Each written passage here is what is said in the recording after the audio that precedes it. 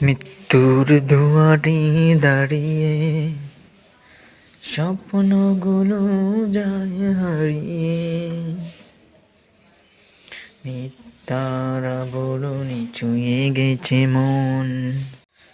কখনো কি দেখেছো ভেবে হে জীবন,